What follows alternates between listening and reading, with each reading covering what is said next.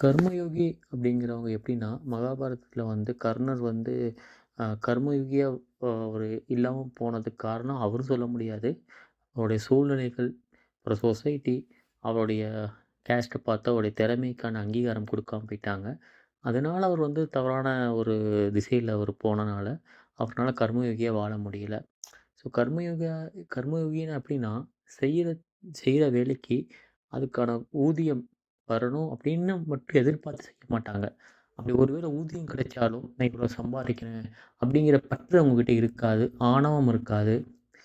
எல்லாருக்கும் குடுக்குற எண்ணம் இருக்கும். அவங்க எவ்வளோ பெரிய இடத்துல இருந்தாலும், ரொம்ப டவுன் டூ எர்த்ல பழகுவாங்க.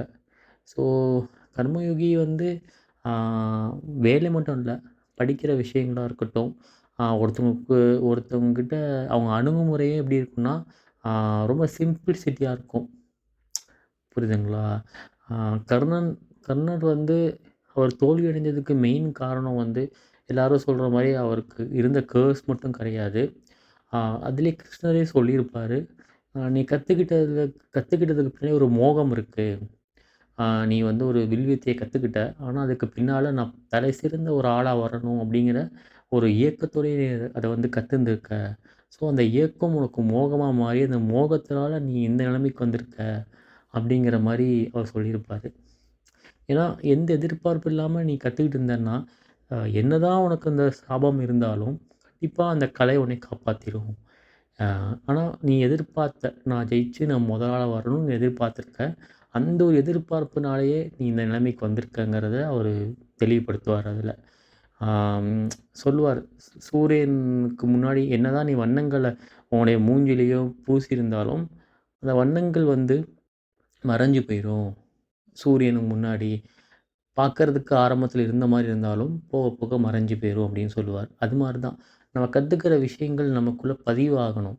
இப்ப பாருங்களேன், நம்ம எவ்வளவோ படிச்சிருப்போம். எல்லாருமே டிகிரி முடிச்சிருப்பாங்க. யா ஆனா யாருக்குமே 10த்ல என்ன படிச்சோங்கிற ஞாபகம் இருக்காது. 12த்ல என்ன படிச்சோம்னு ஞாபகம் இருக்காது. என்ன காரணம்னா, நம்ம படிச்சது எதுக்காக? எக்ஸாம் எழுதி நம்ம மார்க் எடுக்கிறதுக்காக. மார்க் எடுத்ததுக்கப்புறம் அது மறந்து போயிருது. ஏன்? ஏன்னா, ஒரு எதிர்பார்ப்பு.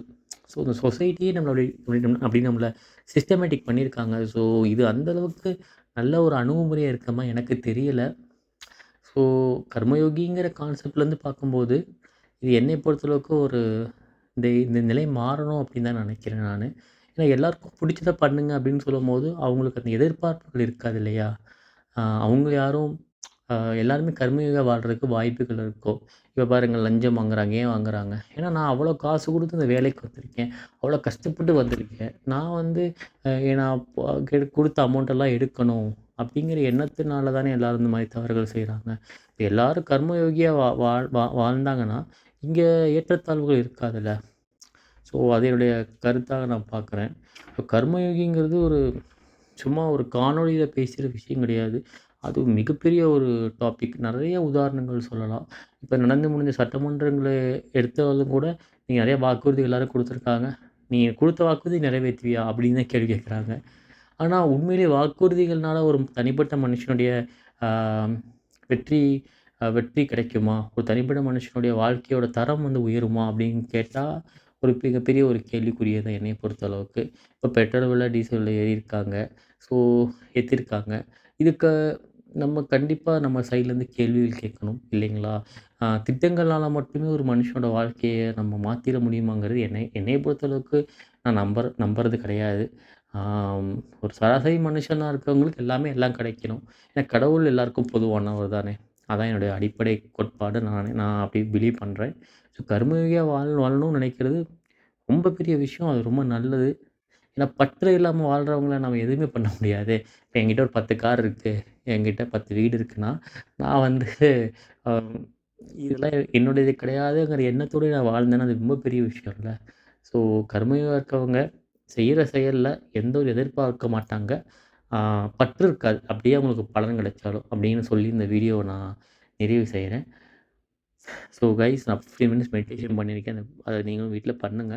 இன்ஸ்ட்ரக்ஷன் வந்து கமெண்ட்ஸ்ல குடுக்குறேன். ஃபாலோ பண்ணுங்க. நன்றி, வணக்கம். அப்புறம் வீடியோ பிடிச்சிருந்தா எல்லாருக்கும் ஷேர் பண்ணுங்க. தேங்க்ஸ்.